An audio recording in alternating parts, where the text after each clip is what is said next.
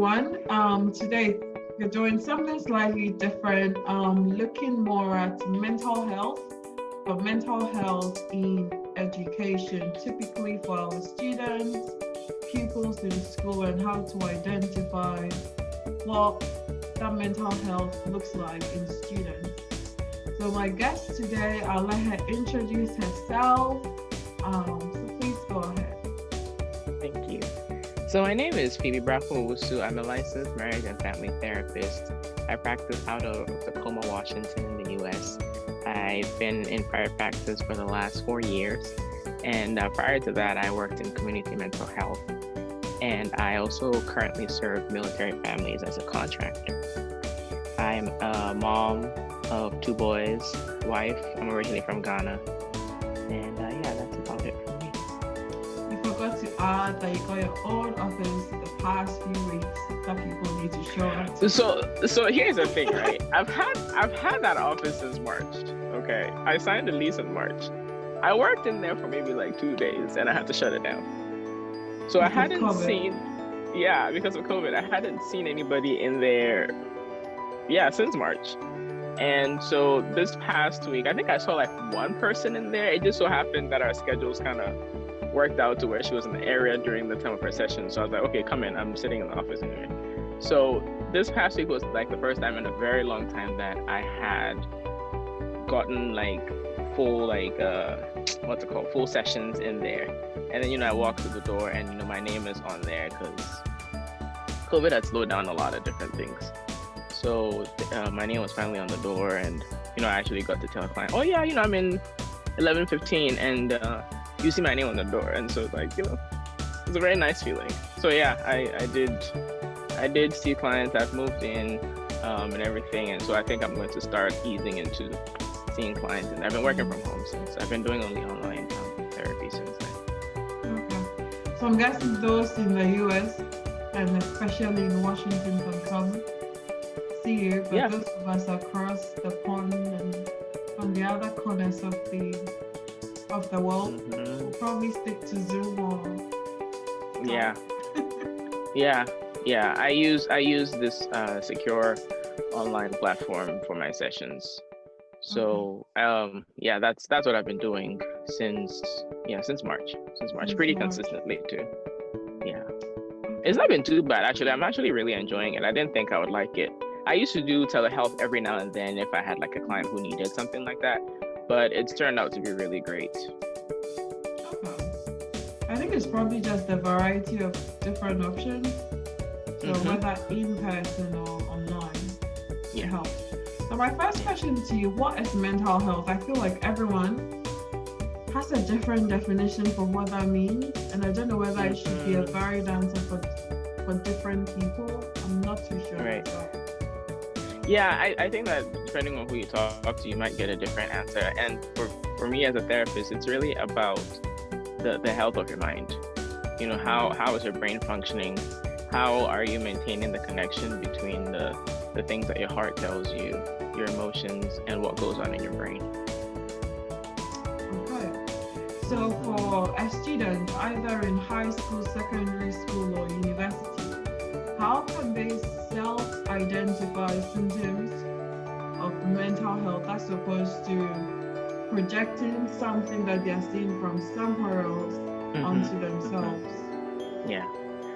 The big thing is if something big has happened in your life that has impacted you in some sort of way. So we're talking about, say, the death of a loved one, a pet, maybe an accident, some sort of trauma that has happened, a breakup, or the loss of a friendship, some sort of failure in like a class, if you got like an F in a class that you feel like you worked really, really hard for. If there's stuff going on in your family, a parent being ill, a sibling being ill, like I said, somebody passing away, there's some sort of stress, your parents are about to go through a divorce, there's some sort of conflict in your family that you're struggling with dealing with. So, if those things have happened and you feel like it's impacting you in a really huge way, where, for example, you're not able to concentrate on your studies, you can't maybe stay up like you used to get your work done, or you're staying up really, really long and you're struggling with sleeping. Maybe you're not eating, you have these like racing thoughts in your mind. You can't get your mind to stop, moving at 100 miles per hour when you try to rest or try to go to sleep. If these things are happening to you, then, and also if you find yourself reacting in ways that you don't usually react to. So for example, if someone, criticizes something of yours in class and all of a sudden you burst out crying, and deep down that it's not necessarily about that criticism that, you just received. And if you find yourself being on edge and everything irritates you all of the time, if you have thoughts of not wanting to be alive, thoughts of suicide, or thoughts of wanting to hurt other people, if you find yourself like moving super slow where people have like noticed, or you're super fidgety and it's not like you, those are things to pay attention to, especially as a student. And when these things happen, feelings of sadness, your heart racing a lot when you think about certain things, or you see certain people, go certain places, those are things that you need to pay attention to, and it might be time to maybe consult a professional. I'm thinking of students that have like dyslexia, maybe autism. They will have some of these symptoms based off their illness, or so for those students, how can they self-identify that, okay, this is just more than my autism, there's something more? Right. Everyone has a baseline. So a baseline is, where you function. So for someone on the autism spectrum, they know where they're at, especially when they're, at that age, teens and up. They're very aware most of the time, depending on where they find themselves on the spectrum. If they are high functioning, then they would be very aware. If they're lower functioning, they might not be aware. But if they, they find themselves not doing the things that they usually do, or their emotions are not where they usually are, then that's where, there might be something that's worth talking about. Yeah. So some of these things might be their baseline, to where that's how it goes for them. They're used to their mind racing and everything. But if their minds are racing in a way that they can't seem to shake it, maybe they had a coping skill before and now they can't utilize that coping skill, it's not working out for them, then that's where someone needs to come in. Or if someone that they know, someone who's familiar with them, has noticed that, hey, something seems different, or you don't seem yourself, or I find you pulling your hair a little bit more these days, let's have a conversation about that. Then that's something to also pay attention to. Thank you for that. So on the side of the student, everyone should be able to say, okay, no, this is not going on well for me. But what about lecturers, academic stuff? What do they need to do to easily pick up on some of these cues amongst their students? For some, I feel like for some academics it might come easy. For some of them, they won't see anything happening. Yeah. I think that it's really about paying attention to the behavior of your students. And so if you have a student who you're used to them participating in class, and then all of a sudden they're not participating much, or you see some behavior that's concerning. For example, they come to class and they appear high, or they seem drunk, intoxicated. I mean, people do that. People, yeah, it happens. I've had that happen in my college class. Okay. I've had that happen in my college class, that people will come in and they're intoxicated. So if you have someone that that it's not happening once, it's not happening twice or pretty frequently, then that's a red flag. So if you have someone who had stellar grades, they were always doing their assignments and turning them in on time, and then all of a sudden you're noticing that they're not doing that anymore. Their assignments are either late or absent, period. That's something to pay attention to, and that's something that's worth having a conversation with your student about. If you have a student that comes to class and then all of a sudden they're sleeping a lot, or they're stepping out a lot to like talk on the phone, or just, stepping out a lot. And sometimes you can really tell. And so I think it comes down to instructors, professors, teachers really taking an interest in their students. I know that certain classes have a lot of people, and so that might be hard to notice. But for those who have, medium to smaller size classes, it's really about taking an interest to where if a student comes to class and they have bloodshot eyes, you can tell, there's something different about them, or they seem more stoic than usual. That's something that you can check with the student after class. Like, hey, can you come see me in my office, or can you check in with me? And talking with them and saying, hey, I've noticed that you're dozing off a lot more in class these days. What's going on? Are you not getting enough sleep? Is there anything happening at home? Things like that. So building those relationships is very key. Yes. There are also the very, students very that, sorry. No, I was just saying, yeah, it's very important. There are also the students that you can pick up the behaviors, but when you try to reach out, they give you a wall. That case, for me, sometimes it's referring them to someone I think they'll open up to. Yes. But then there are times that they are given that wall to everybody. So how do you help that student to progress without basically how do you help that student to progress? Honestly, there's only so much help that we can offer people.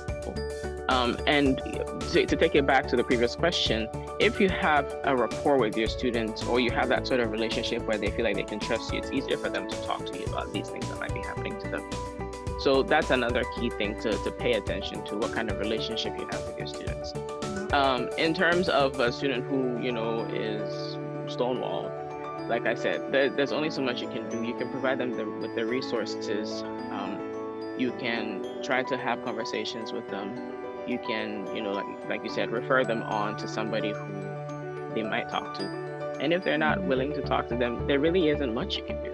You can keep pushing, you can keep trying to have conversations, but at some point they might totally avoid you.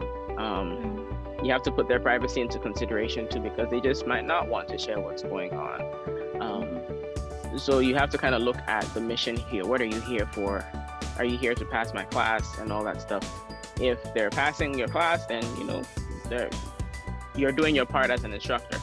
If they're not passing your class, you can make recommendations for that. Help them come up with a plan, refer them to a TA or tutoring service, something. But if they don't want to engage, if they don't want to talk to you, there's only so much you can do. And so maybe backing off a little bit, giving them some space, and maybe hopefully they'll come around. What can institutions, schools, universities do to help students with mental health? That's a good question. Yeah. Sorry, you were saying because? Yeah, because I know maybe the past few years, most schools, especially under student services, will have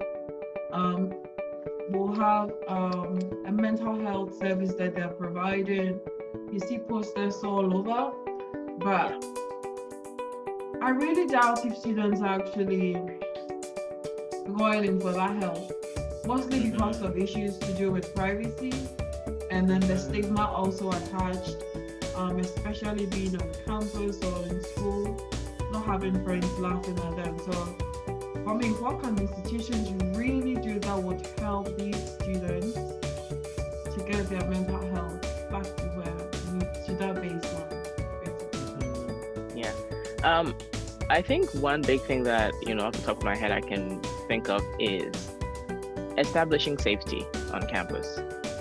So what that looks like is making these conversations a part of everyday stuff, and not waiting, for example, till like yesterday was World Mental Health Day. Not waiting until October 10th to say something about mental health or wellness,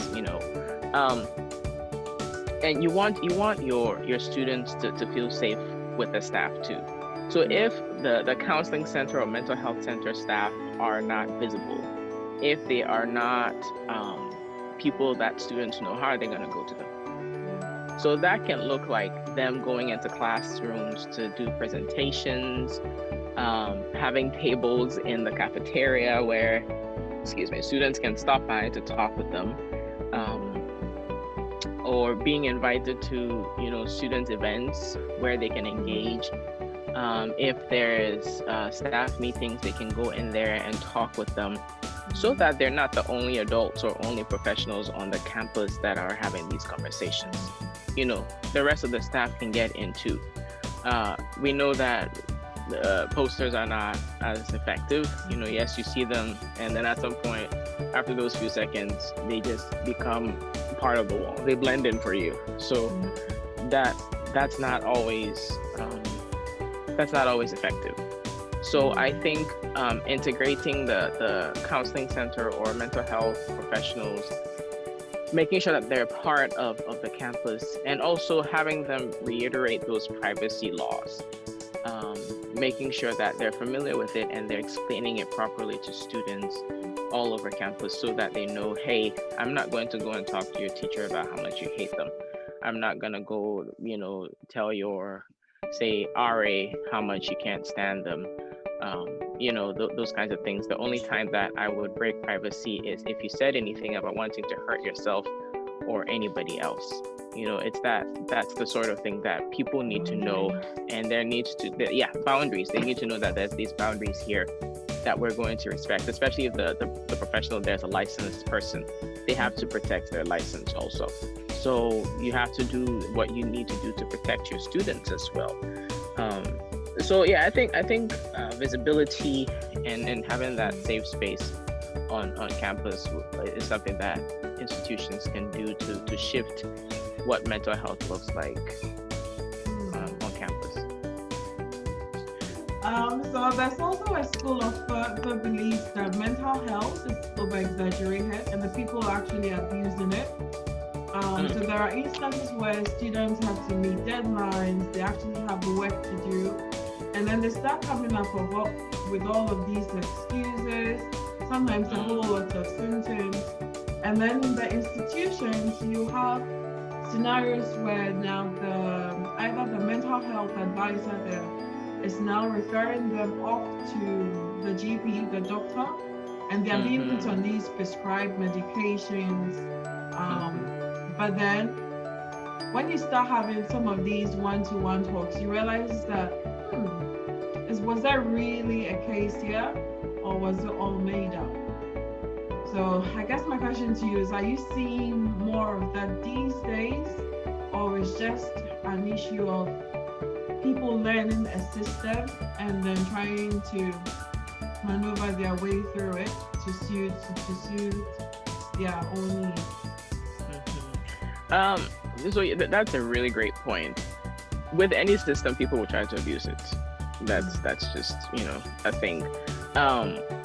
I think that with the clients that I've encountered, especially over the last, I would say 5 years, they will pursue me because they actually have things going on. So I hardly ever see someone who is trying to take advantage of the system. If I see someone, because I do a screening and everything, so if I see someone, it's because they actually have something going on. Where it gets dicey is especially around students and with actually, I have encountered a few, now that I think about it, because I actually worked at a high school for some years. And so where I see it getting tricky is that you don't believe the person, and then they actually do have something going on, and sometimes it gets fatal. So my stance is to always believe the person, unless I have some concrete reason not to believe them. And so that's, like you said, that it comes out in conversation, right? And I think that part of it also for me is trying to make sure that I'm playing my role, because I'm not necessarily there to chastise them or tell them, hey, you need to stop playing games and do your homework and that kind of thing. There's usually an underlying issue there that would lead someone to fake an illness to not get their assignment done or turn it in. There's usually it's more than that. So that's more of what I'm interested in. I leave the discipline part or the consequence part, or the figuring out is this person playing the system or not, to the admin.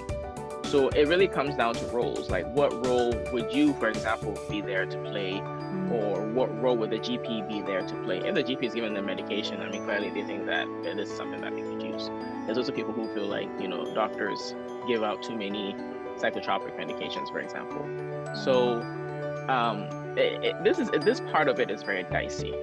It's very, very dicey. Yeah. So I mean, my thought is believe them until they give you reason not to believe them.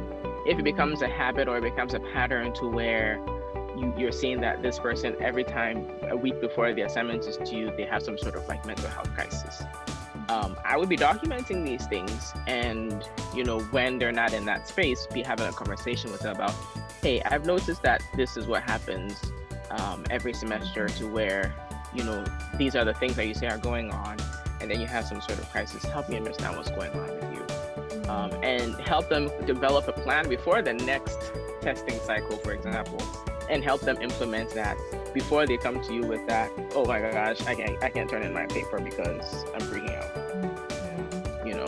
So it comes down to what you're allowed to do with the student, what your role is with the student, the relationship that you have with them, for example, and how you're able to help them, how you're able to assist them with getting their work done. I'm just thinking, for instructors academics, I know usually you would get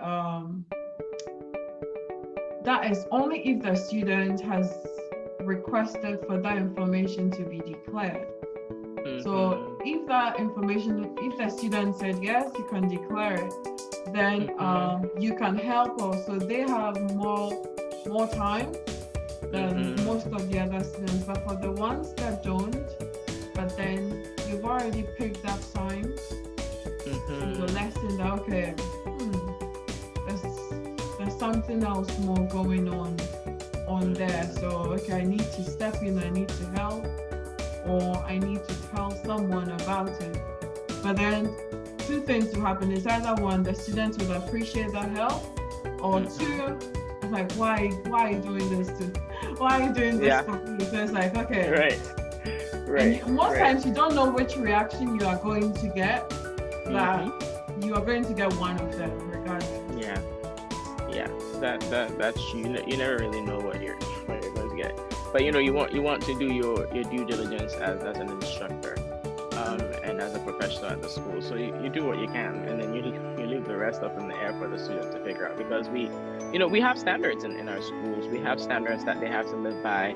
You think about the syllabus that you have, the deadlines that you have. We have to hold people up to those standards, and we also know that life happens. We know that people have struggles. So it's really about towing that fine line of having empathy and also holding your students to a certain standard. Any lasting final messages on mental health?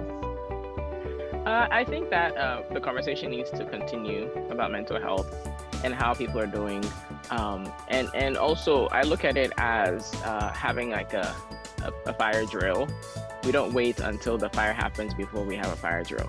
So if there's students that we're noticing that, there might be something concerning here, or, I see how they're freaking out about this very first paper that they have to write, let's start paying attention to them and help them develop a plan as to how they're going to cope. Because let's be honest, school is hard, even for the smartest of us all. So, even if it's not academic, social life, things happen, it gets juicy up in those residence halls. So you have to come up with a plan. And that's maybe part of what we need to start doing when our students come into school. Help them create a self-care plan. Help them create some sort of wellness plan. What are you going to do when things get stressful at school? What's your go-to? Who are you going to call? When you're having a hard day at school, or you can't seem to get your paper done.